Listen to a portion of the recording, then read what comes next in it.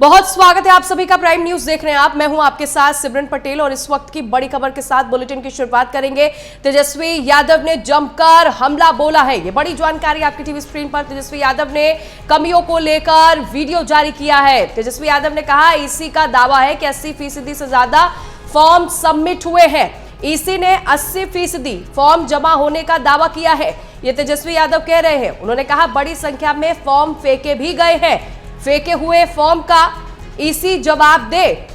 तो तेजस्वी यादव ने जवाब भी मांगा है और जानकारी आपको यह भी दे दी। उन्होंने यह भी कहा कि ईसी की प्रक्रिया पारदर्शी नहीं है, मतदाता और बीएलओ दोनों भ्रमित है। चुनाव आयोग के दावे में कोई भी हकीकत नहीं है। चुनाव आयोग का दावा कहां तक सही है, ये भी तेजस्वी यादव पूछ रहे हैं। साथ ही साथ उन्होंने कहा वेरिफिकेशन के लिए दस्तावेज नहीं बताए हैं, फर्जी तरीके से जानकारी अपलोड की जा रही है। ये बड़ी जानकारी आपकी टीवी स्क्रीन पर। तेजस्वी यादव ने जमकर निशाना साधा है। इलेक्शन कमीशन से कई सवाल पूछा। उन्होंने कहा बड़ी संख्या में फॉर्म भी फेंके गए हैं। और जानकारी आपको यह भी दे दे कि इस दौरान तेजस्वी यादव ने कहा वेरिफिकेशन जो है सही तरीके से नहीं किया जा रहा है। कौन किसका है क्या है आप देख लीजिए। जो ग्राउंड में हकीकत जो है, जो सच्चाई जो है, वो आप सब लोग जो है देख सकते हैं। गांधी मैदान में भी जो है भारी मात्रा में जो है इसी हिसाब से फॉर्म जो है फेंके जा रहे हैं। फील्ड से लगातार ये सूचना हम लोगों को मिल रही है कि बिना मतदाता की जानकारी और सहमति से बीएलओ द्वारा फर्जी अंगूठा या हस्ताक्षर लगाकर प्रपत्र जो है उसको डाउनलोड जो है अपलोड जो है। खबरों में आगे बढ़ेंगे और इस वक्त की बड़ी खबर सामने आ रही है मध्य प्रदेश से। ये बड़ी खबर है, हरदा में करनी सेना का जमकर प्रदर्शन देखने को मिला है। करनी सेना पर पुलिस का एक्शन भी हुआ है। पुलिस ने 4 लोगों को इस दौरान गिरफ्तार भी कर लिया है। ये बड़ी जानकारी आपकी टीवी स्क्रीन पर। हरदा में करनी सेना ने जमकर प्रदर्शन किया है। पुलिस ने एक्शन लेते हुए 4 लोगों को गिरफ्तार किया है। पुलिस ने आंसू गैस के गोले भी छोड़े हैं। वाटर कैनन का भी इस्तेमाल जो है पुलिस द्वारा किया गया है। बड़ी जानकारी आपकी टीवी स्क्रीन पर। आपको बता दें वाटर कैनन का भी इस्तेमाल किया गया है पुलिस द्वारा। करनी सेना ने जमकर प्रदर्शन किया है। हरदा में देखिए तस्वीरें निकलकर सामने आ रही है। हालांकि पुलिस द्वारा करनी सेना को रोकने की कोशिश की गई, लेकिन वो एक भी सुनने को राजी नहीं हुए और जमकर प्रदर्शन करते हुए करनी सेना के लोग नजर आए हैं। इसी दौरान पुलिस ने कंट्रोल करने की भी कोशिश की। जब नहीं माने तो वाटर कैनन का भी इस्तेमाल जो है पुलिस द्वारा किया गया है। तस्वीरें आपके टीवी स्क्रीन पर इस वक्त हम आपको दिखा रहे हैं। करनी सेना ने जमकर विरोध प्रदर्शन किया है। अपनी मांगों को लेकर लगातार प्रदर्शन कर रहे हैं करनी सेना के लोग और कहना है कि जब तक मांगे नहीं मानी जाती प्रदर्शन जारी रहेगा। और जानकारी ये भी सामने आ रही है कि पुलिस ने कई लोगों को हिरासत में भी लिया है। तस्वीरें आपके टीवी स्क्रीन पर हम आपको दिखा रहे हैं। करनी सेना पर पुलिस ने एक्शन लिया है। पुलिस ने 4 लोगों को गिरफ्तार किया है।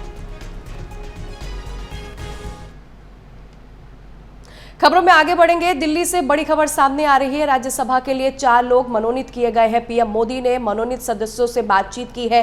राष्ट्रपति मुर्मू ने 4 लोगों को मनोनीत किया है। डॉक्टर मीनाक्षी जैन राज्यसभा के लिए मनोनीत हुई हैं। वहीं हर्षवर्धन श्रृंगला भी मनोनीत हुए हैं। सदानंद मास्टर भी मनोनीत हुए हैं। और जानकारी दे दें कि उज्जवल निकम को भी राज्यसभा के लिए मनोनीत किया गया है। पूर्व विदेश सचिव हर्षवर्धन श्रृंगला को भी मनोनीत किया गया है और प्रधानमंत्री नरेंद्र मोदी ने सभी सदस्यों से बातचीत की है।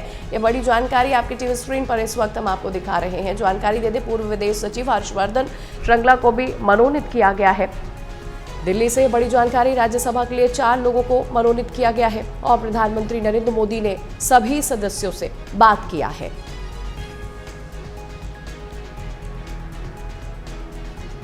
ये देखिए ट्वीट आपकी टीवी स्क्रीन पर इस वक्त हम आपको दिखा रहे हैं। प्रधानमंत्री नरेंद्र मोदी का ये ट्वीट आप देख रहे हैं। प्रधानमंत्री नरेंद्र मोदी ने ट्वीट करते हुए इस बात का जिक्र किया है कि 4 सदस्य से उनकी बातचीत हुई है। पूर्व विदेश सचिव हैं हर्षवर्धन श्रृंगला, इन्हें भी मनोनीत किया गया है। तो 4 सदस्य बताए जा रहे हैं। आपको बता दें पीएम मोदी ने मनोनीत सदस्यों से बातचीत की है। राष्ट्रपति मुर्मू ने 4 लोगों को मनोनीत किया है राज्यसभा के लिए।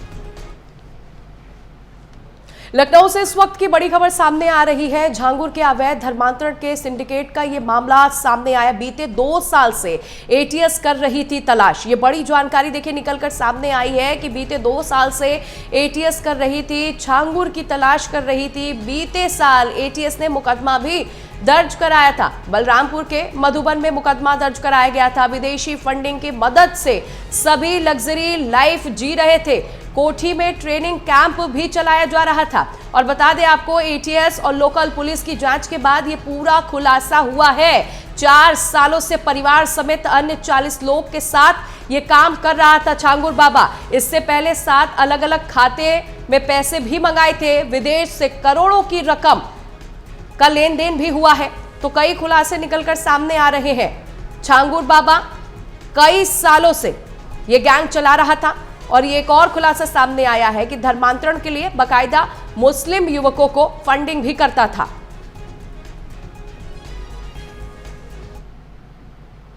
जयपुर से इस वक्त की बड़ी खबर सामने आ रही है। 7 न्यायिक अधिकारियों के तबादले किए गए हैं। देर रात यह आदेश जारी किया गया है। नरेंद्र कुमार को सौंपा गया है एडीजी 7 और जोधपुर महानगर की जिम्मेदारी सौंपी गई है। प्रवीण कुमार को भी बड़ी जिम्मेदारी सौंपी गई है एडीजी नाथद्वारा। रामसमंद की जिम्मेदारी सौंपी गई है। वहीं पंकज बंसल को सौंपा गया है एडीजी 6। जयपुर महानगर की जिम्मेदारी सौंपी गई है। ब्रिजेंद्र रावत को सौंपा गया है अतिरिक्त रजिस्ट्रार एग्जामिनेशन की जिम्मेदारी सौंपी गई है। वहीं प्रशांत अग्रवाल को सौंपा गया है एडीजी कामाडीम की जिम्मेदारी सौंपी गई है। अभिषेक कुमार को बनाया गया है ओएसडी। तो ये बड़ी जानकारी आपके टीवी स्क्रीन पर देर रात ये आदेश जो है जारी हुआ है। जानकारी आपको ये दे दे कि कई अधिकारियों के तबादले हुए हैं।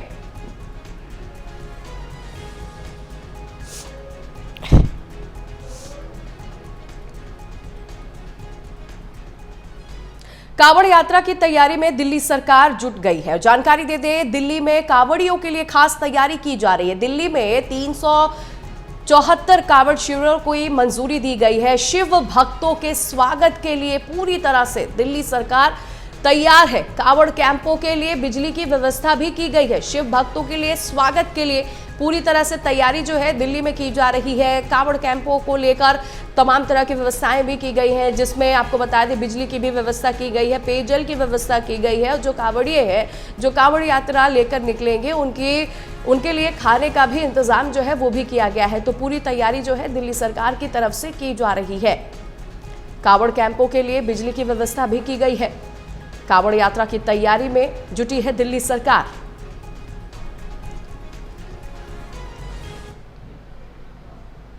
एक और बड़ी खबर सामने आ रही है। डिप्टी सीएम केशव प्रसाद मौर्य आज प्रयागराज पहुंचेंगे। शाम 4:40 पर वो पहुंचेंगे। बता दें, शहीद वॉल पर पौधारोपण भी करेंगे। एक पेड़ मां के नाम अभियान के तहत वो पौधारोपण करेंगे और इस कार्यक्रम में शिरकत करेंगे। डिप्टी सीएम केशव प्रसाद मौर्य प्रयागराज के दौरे पर है। और जानकारी आपको दे दें, समय जो बताया जा रहा है, शाम 4:40 पर पहुंचेंगे।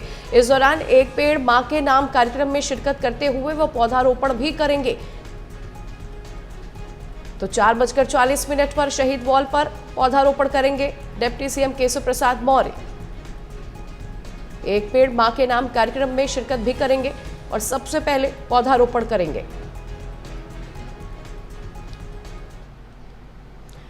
यूपी के डिप्टी सीएम केशव प्रसाद मौर्य बीते दिन बहराइच पहुंचे, जहां उन्होंने अखिलेश यादव और महाराष्ट्र के नेता राज ठाकरे और उद्धव ठाकरे पर जमकर निशाना साधा। उन्होंने कहा कि अखिलेश यादव एसी के कमरे में बैठकर केवल सोशल मीडिया की राजनीति करते हैं, उनको धरातल की कोई भी जानकारी नहीं है। साथ ही उन्होंने कहा 2027 में जब चुनाव होगा तो सपा के माफिया और गुंडों के लिए कोई रास्ता नहीं बचेगा।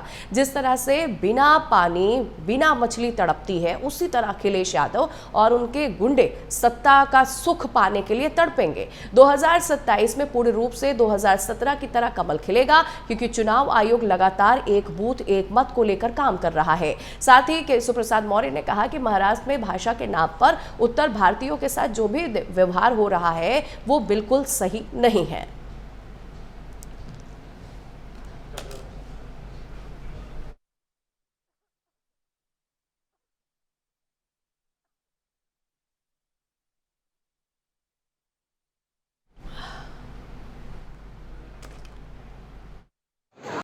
मैं आप सबको इतना ही बताऊंगा कि हम लोग 2027 का जो विधानसभा चुनाव आएगा उसमें हम लोग 2017 दोहराएंगे। समाजवादी पार्टी फर्जी पीडीए की बात करती है। उनका पीडीए परिवार डेवलपमेंट एजेंसी है। उनका पीडीए गुंडों, अपराधियों, माफियाओं, दंगाइयों का संरक्षण करने वाला है। उनका पीडीए के नाम पे वोट तो लेना चाहते हैं, लेकिन जब 2012 से 2017 सत्ता में थे तब उनको न पिछड़ों की याद आई, न दलितों की याद आई, न अगड़ों की याद आई। केवल तुष्टीकरण और गुंडागर्दी उनकी राजनीति का, उनकी सत्ता का मुख्य आकर्षण है। खबरों में आगे बढ़ेंगे। मध्य प्रदेश के मुख्यमंत्री डॉक्टर मोहन यादव आज से 7 दिवसीय विदेश के दौरे पर रवाना हो रहे हैं। 19 जुलाई तक सीएम मध्य प्रदेश के निवेश के लिए विदेश यात्रा पर रहेंगे, जिस पर सीएम ने कहा कि हम सभी अपने राज्य की बेहतरी के लिए सभी क्षेत्रों में सामान्य रूप से मेहनत कर रहे हैं। देश भर में सामान्य रूप से हमने निवेशकों का जो भी यज्ञ चलाया हुआ है उसे उसका बड़े पैमाने पर समर्थन मिल रहा है। इसी साल विदेश की यात्रा के लिए मैं आज से 19 तक दुबई और स्पेन की यात्रा पर रहूंगा। इसी के साथ उन्होंने कहा कि हम वहां भी अपने विदेशी निवेशकों को अपने यहां व्यापार बढ़ाने के लिए बात करेंगे। साथ ही उन्होंने कहा कि मध्य प्रदेश की संभावनाओं पर परिचित कराएंगे। सुनिए सीएम मोहन यादव ने इस दौरान क्या कुछ कहा।